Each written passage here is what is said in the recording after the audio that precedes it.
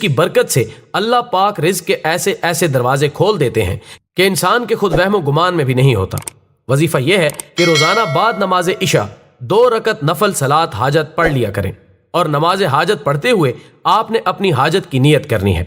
नीयत कुछ इस तरह से करनी है, ऐ मेरे मालिक, मैं बहुत ज़्यादा परेशान हाल हूँ, बहुत ज़्यादा मायूस हूँ। ऐ मेरे मालिक, तू मुझे इस दुनिया में किसी का मकरूज ना करना, मुझे अपनी गैबी खजाने में से इतना नवाजना कि मैं तेरे रास्ते में खर्च कर सकूं।